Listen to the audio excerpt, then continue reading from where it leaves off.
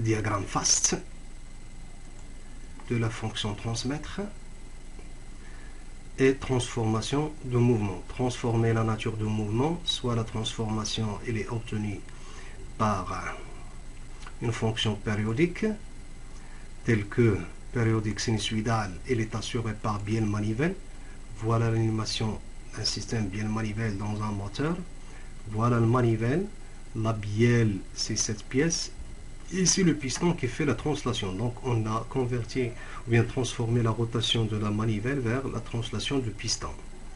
Deuxième élément qui réalise cette fonction périodique sinusoïdale, c'est l'excentrique.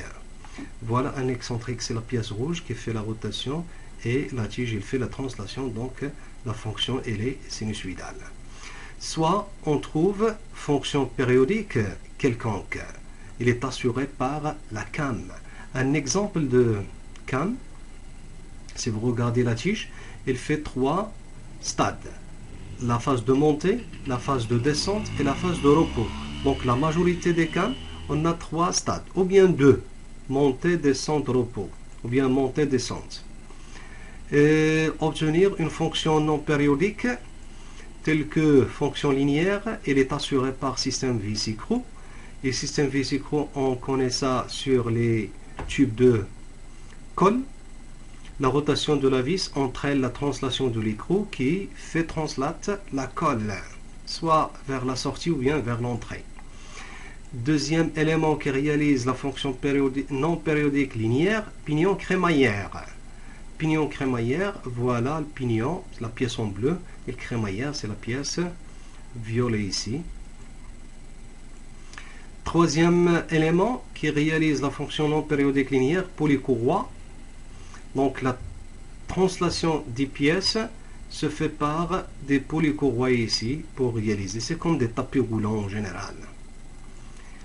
Pignon chaîne, la translation de cette pièce. Regardez cette pièce qui fait la translation à l'aide du pignon chaîne. Voilà la translation de la pièce. Et ainsi de suite.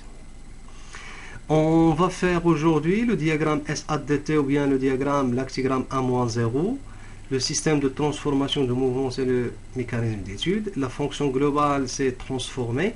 La matière d'œuvre entrante, le mouvement de rotation, bien l'énergie mécanique de rotation. Le mouvement de translation, c'est la sortie.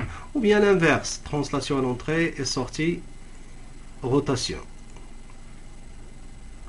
On commence ici par transformation de mouvement par vis-écrou. Je dois donner ici le photo, le vis qui fait la rotation d'après la représentation ici et l'écrou qui fait la translation. Donc ce type de petit mécanisme est réalisé dans un système de levage. Dessin 3D d'un vis-écrou. Schéma cinématique 3D. Voilà. Et schéma cinématique 2D avec deux vues. La vue de face et la vue de gauche. Donc la pièce de S2 c'est la vis, S1 c'est l'écrou, S2 vis, S1 l'écrou. Donc cette représentation est là une hélice droite.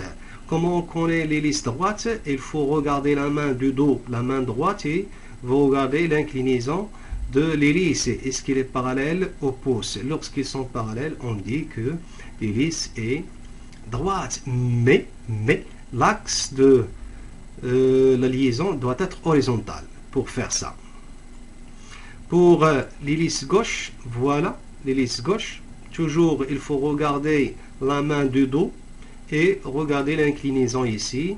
Est-ce qu'il est parallèle avec le pouce de la main gauche? On dit l'hélice gauche. Et l'axe de la liaison, elle est horizontale. Soit utiliser symbole qui ne donne pas le sens d'hélice, c'est le nouveau symbole. Voilà 3D et 2D ici. Schéma technologique concernant système vis-écrou.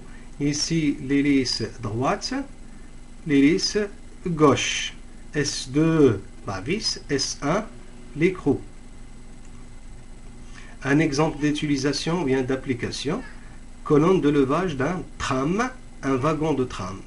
Ici pour faire la réparation au-dessous du wagon. Voilà la colonne qui contient à l'intérieur vis. Ici, vis à filet trapézoïdal pour supporter des charges de 45 tonnes, par exemple, d'un wagon. Donc le vis, il est animé d'un mouvement de rotation grâce à un réducteur et le moteur, et fait translate le chariot. Le chariot, il fait soit le montée ou bien la descente. Donc voilà concernant le système vis-écrou. On va voir ici les cas possibles de transformation. La première solution, ici le moteur, l'arbre moteur il est lié à la vis. Par contre ici c'est l'écrou lié au chariot. Donc un vis, deux écrou. Les mouvements possibles, rotation vis et translation écrou. Non rotation écrou et non translation vis. Pour deuxième cas ou bien deuxième solution, l'arbre moteur est lié à l'écrou et la pièce en bleu liée au chariot c'est la vis. Donc 1 c'est l'écrou, 2 c'est le vis. Les mouvements possibles, rotation écrou, translation vis. Non rotation vis, non translation écrou. Troisième cas ou bien troisième solution, l'arbre moteur est lié à la vis. Par contre l'écrou ici il est fixe, donc le vis automatiquement il va faire la rotation et la translation. Donc un vis, deux écrou il est en noir. Donc les mouvements possibles, rotation vis, translation vis, non rotation écrou, non translation écrou. La quatrième solution est la dernière.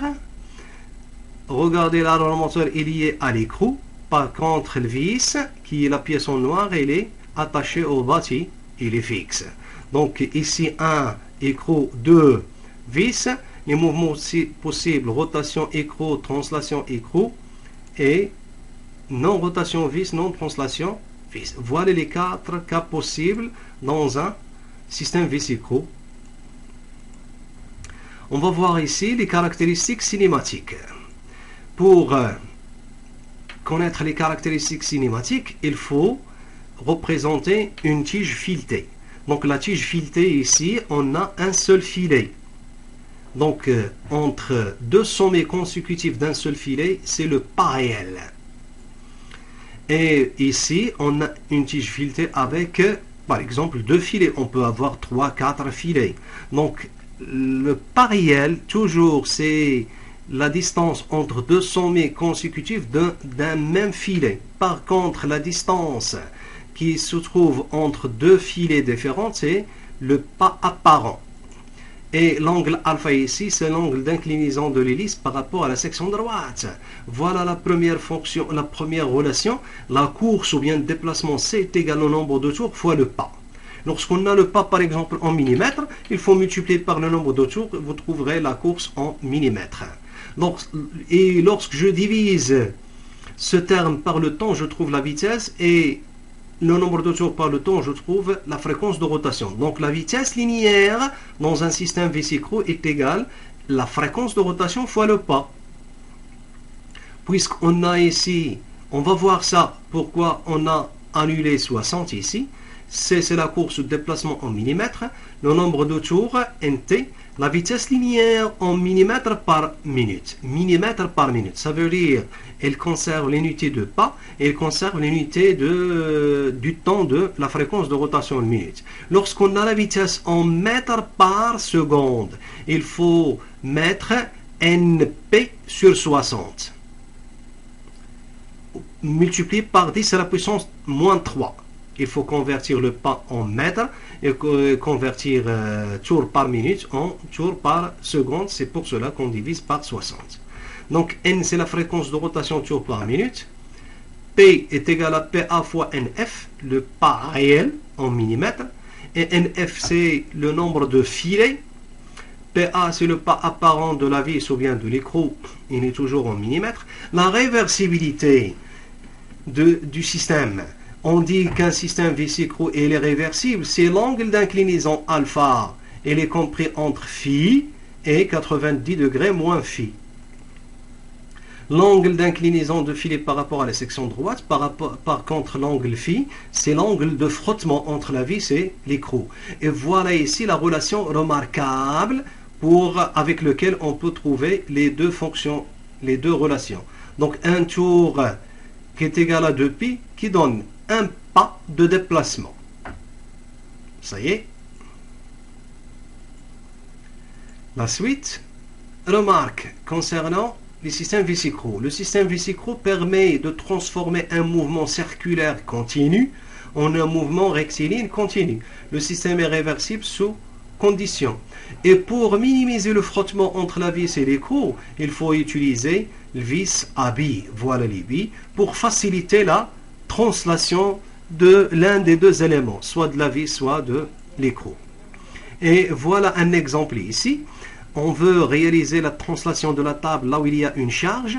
La table il est fixe avec l'écrou et l'écrou monté sur une vis. Le vis soit simple ou bien à billes. Lorsqu'on dit à billes, ça veut dire qu'il faut minimiser le frottement. L'entraînement de la vis il est réalisé par un système polycourroie cranté. Et le polycourroie il est entraîné par un moteur à l'aide d'un réducteur ou bien un adaptateur, c'est un réducteur.